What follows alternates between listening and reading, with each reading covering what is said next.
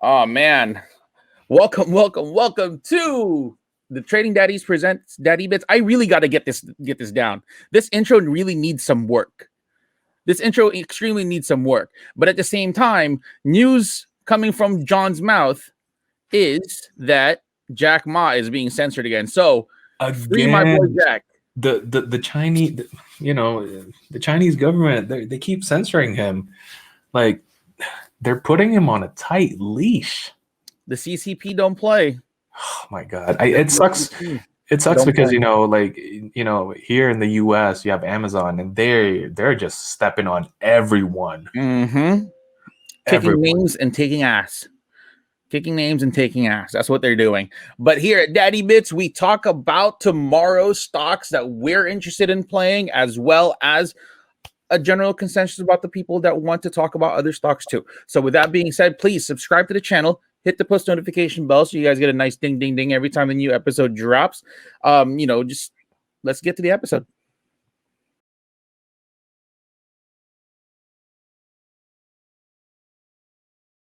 All right. As you guys see, the Nasdaq Futures are looking a little weak, dude. Hey, guess what though? This week is a very special week because every week's a special week. First of all, every week's always a special week. This week's very special because Papa Powell is speaking tomorrow. Our Lord and Savior Jay Powell is going to be speaking tomorrow, so there might be some good momentum on the way. Also, you know what's very interesting? I read somewhere that a lot of the people's stimmies are not actually hitting their bank accounts till tomorrow. Interesting. So, because I know for a fact that I'm not getting my stimmy till tomorrow. What now? Here we can put the pieces all together right now. Okay. You got the stimmy money coming in tomorrow, like hot and ready to be deposited, to be direct ACH'd to people's accounts, Robinhood, TD Ameritrade, Fidelity, E-Trade, whatever.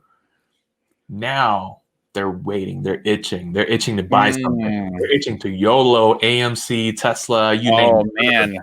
We might see some nice. Remember, even though we've been down, here and there, but you can see still here, right here, that it is still on this uptrend that you see right there. You know what I mean?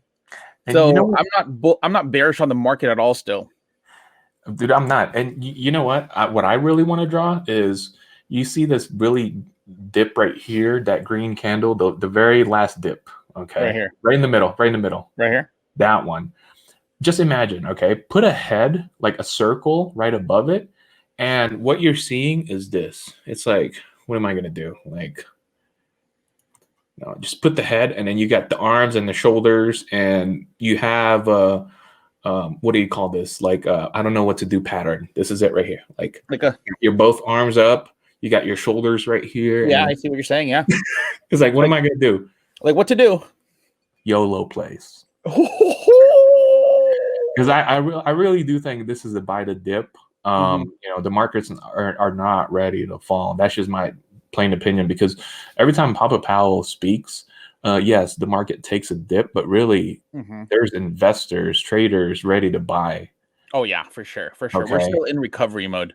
Apple already started recovering. But yeah, they definitely did. Yeah, but I really do think buy the dip, bro. Definitely. So let's move on to the SPY. There's the SPY right there. What are your thoughts on the SPY chart? I think SPY and Dow are going to stall, or they're going to dip for a little bit and then let NASDAQ catch up. Interesting. Because these are all-time highs right there. This is like this doji that happened today. Yep. Right? If we're going to take a look at this doji that happened today, right there. Yep. That means it hit a top. It definitely hit a top. So are we retesting that top? I'm pretty sure we will. We will. Oh, yeah. For sure. Eventually we will. But let's talk about the stocks that we're looking to play. And just to remind you guys, we talked about Match on Sunday. And it ran. Skills yesterday, and it ran today, even though we saw that sell off towards the middle, but it still had a nice pop. So if you guys got into Skills, I hope that you guys protected your profits and didn't hold, as you guys saw that the level started breaking down. But again, that was still a nice, take profit play right there. But the stock that John wants to talk about is BA. Wow, check this out. And then last night, remember I texted you, I was like, hey, let's short BA, because I really do think, it hit a top, because if you look at the very top, 278.57, that's a long red wick right there, upper wick. Okay, that's a long, nice red wick candle right there. It hit a top, and today, look what happened. It gapped down, meaning it opened a lot lower than when we anticipated. Yep. And then really what you want to play is, if you're shorting this, your main support is at 247. If you want to take profits there, take your profits. But if you want to let it ride to 234, it might be a long shot. I doubt it'll hit there, but 247 is a nice, comfortable profit taking section. Okay? Right here. Right there. Yep. 247, call it 247.50, 248. Take your profit there. That's a 7-point drop right there. So at this point, let's say, for example, for the people who don't know, when we're shorting, even when you're long on a stock, these lines that we have right here are the EMAs. We use these as guidelines for entries and exit points. So for example, we see it below the 221 mark. We're going to enter that trade, and hopefully it pops to the 234. And that's when we take profits. Yeah. We take profits, and then we re-enter if we see some strength to the upside. Yep. Reason why is because John taught me this. Stock prices always try to gravitate towards the nearest EMA. Yeah. Or the EMA starts catching up to it. It's true. Right? So that's essentially what John's bread and butter is. So let's say you're shorting this. It hits 240, 248.50, you said? Yeah. 248.50. Take your profits. If it breaks this level of support, we're going to use this as support. If it breaks, then you re-enter the short. Yeah. Right? And I hope that you guys protect your profits. We're in a very volatile week just because we have Jay Powell talking tomorrow. We might see some green, and then we're going to have the quadruple witching hour. So please be careful and protect your profits as much as you can. But if we look at the 15-minute chart on this stock, John, dude, that's a flush. Yeah, dude. I mean, today was brutal anyways. That's true. Yeah. Overall push down. You guys see it tried. It really did try. But that's BA for you. The next stock that we want to talk about is Plug. Plug is interesting, dude. Oh my God. Yeah, that's right. Plug Power is very, very interesting. Did my chart go away? No, you're fine. You're fine. Okay. Oh, yeah.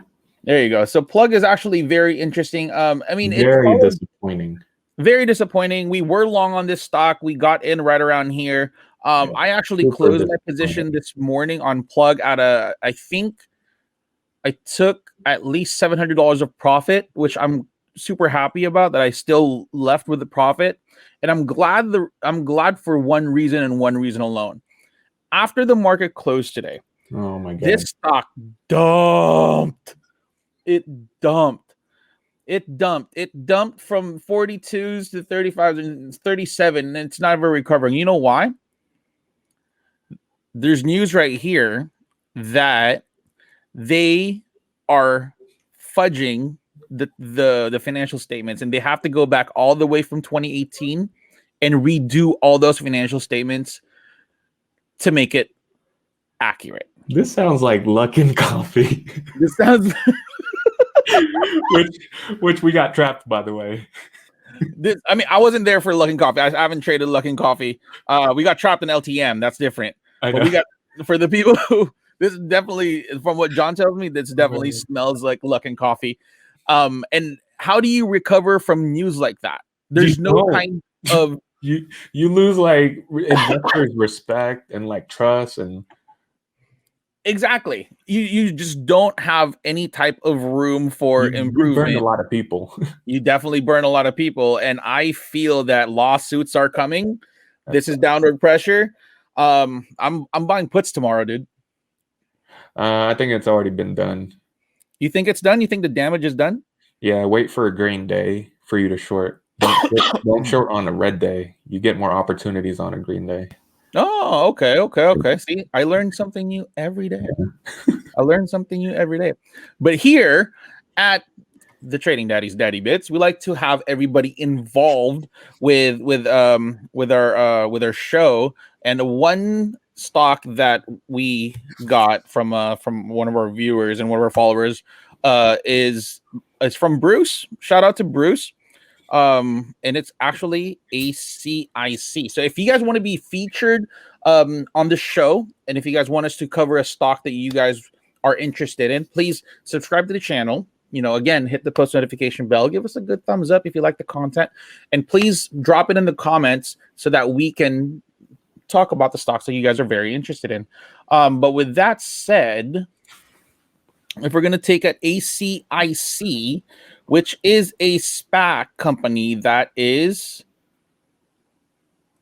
very heavily bought by the almighty Cathie Woods. ACIC is actually a company that that builds flying taxis.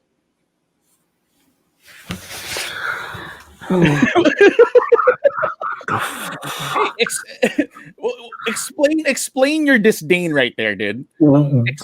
Flying taxis. Yeah, explain your disdain. So this is archer.com. Archer, this is pretty much their concept, is where they have helicopter hover taxis. That's not a car. No, it's not a car. It's a hover. It's an actual helicopter. Then I'm not frustrated. Okay. Wow, that's a very shiny helicopter. That's a very shiny helicopter. It's very interesting where they could drop. It looks like they're on the sand dune. Yeah, that looked like Indiana, like they're shooting an Indiana Jones scene. Like, look, go up again. Like, honey, this way. No, this way. Look, the plane's leaving us. It's fine. I got water. This way. I smell water over here. But Cathie Woods is very bullish, and it's actually, they have. Why is there United? United? Are they sponsored by United? They have partnerships with United because it's an electric aircraft. Okay, all right. I think we just made John a believer. All right, click on investors. I think we just made John a believer of ACIC. But if we're gonna look at the chart, right, as we talk about technicals on this show, the chart's boo-boo. The chart's not looking that great. Go lower. Yeah, it can actually go a little bit lower. But Cathie keeps buying. Cathie definitely keeps buying. If we're looking at the 15-minute chart, I mean, it's pretty stagnant. We're not seeing that much action. But I feel like it's one news away from a move. But again, this already popped. Remember, when I talk about SPACs, if we look at it, I'm assuming that that's the initial pop right there. That's the initial pop for the SPAC. So the announcement right there. No, that's the pre-spike. Pre-spike. The huge spike happened at 1860. That's when they announced who they are and who they're merging with. Oh, what? Right? Assuming that's where it is, because I don't know the exact timelines. Yeah. But remember that SPAC plays are this. This is what happens with SPAC plays. You see how it keeps on, it trades sideways all throughout. Big news. And then the merger announcement. And then after the merger announcement, it flushes. That looks like a lucid chart. It is. It's a CCIV chart. Mm. All SPACs are the same. Oh, look at that. There's also CIC, CCIV, ACIC. Okay. There's so many SPACs, dude. There's so many SPACs. Right. Yeah, but this is going lower. Sorry. It's going to go lower? Yeah. All right, it's going to go lower. Yeah. Until the actual merger date. And what happens if they give you a merger date? There's always that run up to that merger date, and after the merger, it all dumps again. Yeah. That's how SPACs are being traded. They're like flying taxis. We're talking about like probably 20 years from now. 20 years from now? Yeah. That makes sense. 20 years from now sounds good. We're barely adopting electric cars. But the proof of concept's there, but it's not in production. Proof of concept's there, but the production is not there yet. Dude, the airlines are barely recovering. You really think that they're gonna let this happen? I mean, I don't know. United partnership, maybe? It's fine, but United's the first one to dip in it. But imagine, like instead of, because there's, for example, there's flights from San Jose to Sacramento. Yeah. Okay. A flying taxi can do that. Oh yeah, for sure. What would that do for the airlines? They're not going to allow this. Their competitors are not going to allow this. Like the whole airline union is not going to let this happen. I mean, eventually they're going to adopt to it. Like what's happening right now with Volkswagen, Toyota. Oh yeah. They're all getting into EVs, right? Like heavily. I think 20 years from now, you and I were still going to talk about this and be like, "See what happened 20 years ago? Did not tell you? Did not tell you? Yeah, did not tell you?" And then our son and like their grandkid, like our grandkids, they're right next to each other. We're doing trading granddaddies. Trading granddaddies. We're gonna be those two old guys from the balcony over at the Muppet Show. You're sitting here, Billy. Look at him. Look at him in the flying taxi. I can't. But that's it for today's show of Daddy Bits. If you like the content, please subscribe to the channel. Give us a nice thumbs up. Hit the post notification bell. So man, we're just trying to pay for some bills, man. Like you need to start paying us. Just make sure that you guys follow us on Instagram at Trading Poppy. Follow John at John C Trades. And follow us on the Trading Daddies at tradingdaddies.com. And again, just let's get trading, and remember that charts do not lie. Yeah.